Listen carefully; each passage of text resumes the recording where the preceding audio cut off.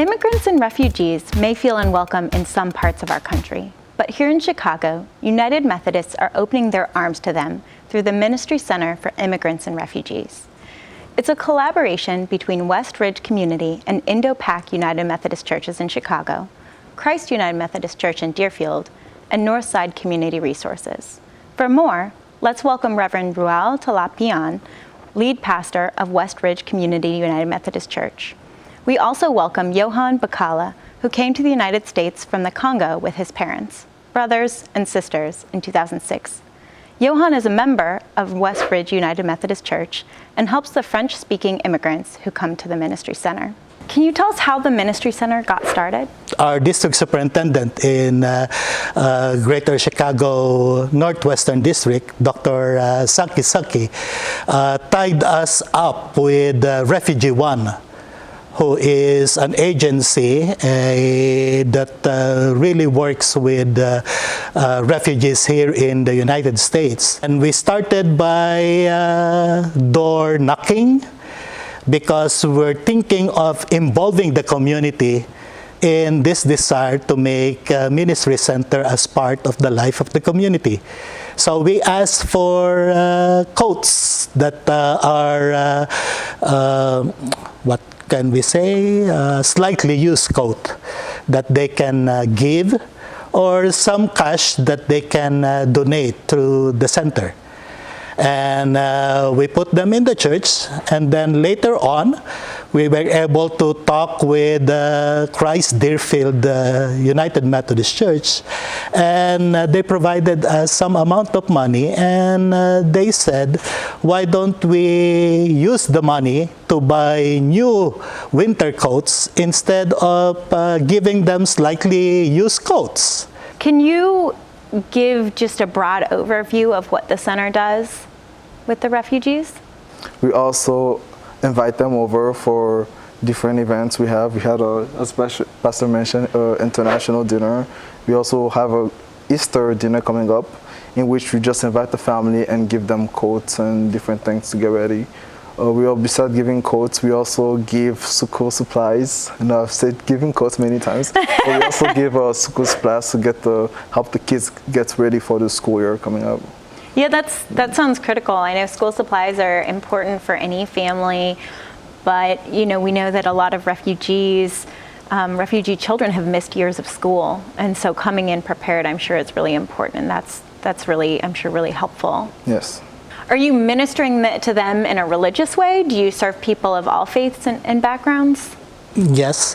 One families that become part of our church life came from Uganda, and but they are Rwandan refugees, and the dad has a Muslim name because that's part of their culture to name members of the family in a Muslim way. But the family with six are now worshiping with us every Sunday. So part of the work of the Ministry Center is not only to work with the Methodist faith people, but also of other faiths. And we're there just to offer help that we can do, but also part of our ministry is to provide spiritual support, like visitation, prayers, Bible studies, and helping them with their needs as they go through from day to day. You're serving people who are becoming a part of your church life, but you're also helping meet basic needs for people from a variety of faiths. One of the families that we're helping now is worshiping in another church in the community. Although we extend our church to them, they said that they are already worshiping in another church, and we're happy with that, as long as they know where they are and they know where the church is, that they can always call us or go to us if they need something else. Your church is located in a community with immigrants from all parts of the world. What do you find in common? I guess one of the things we found in common is religion. That's what brings us together. It can be as you mentioned, community with different backgrounds. We have Indians, Africans, Caucasians, and we can all come together and worship the same God. That's one of the things that bring us together, faith. But also the fact that all of us have needs.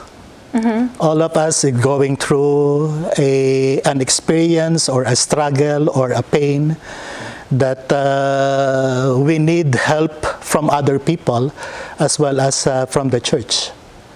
Yeah, you both have experiences as immigrants. Do you want to share a little bit more about your journeys? Yeah, I came here in the United States in 2005. And without the help of a couple who has 2 children already grown up, that they welcomed me in their house and asked me to use one of the rooms in order for me to have my ministry in California.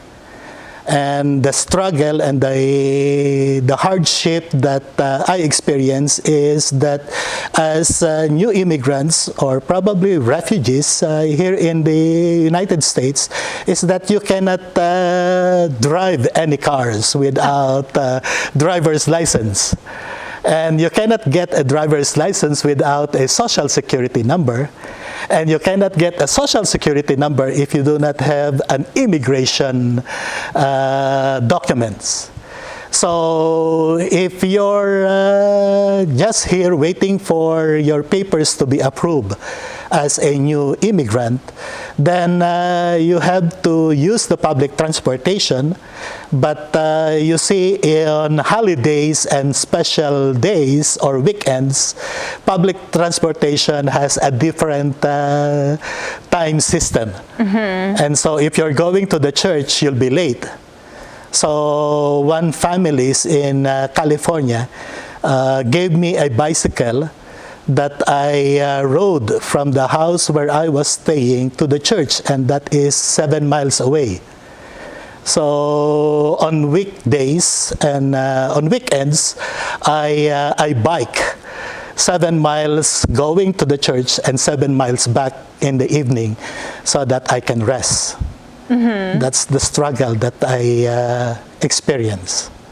But without the help of and the kind-heartedness of this couple, I won't be able to stay in the United States. Mm-hmm. Johan, do you want to share a little bit about your experience? Oh, sure.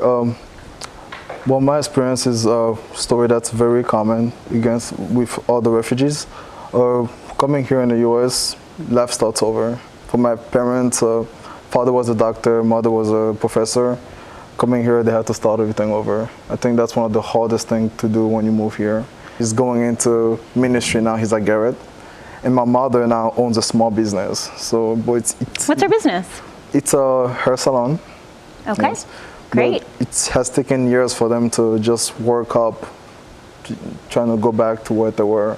And it's also been a struggle for us as kids because we can see how it can be a stress on the parents because, they have to do so much to provide for us. But at the same time, it gives us a lesson of us, we have to work hard also because we also want to take care of them back. So although it's been And how old were you when you came here? I was 11 when I came here. Well, thank you, Reverend Talapian and Johan. I'm Liz Dunn for Different Drummers and the Greater Chicago Broadcast Ministries. Keep the faith.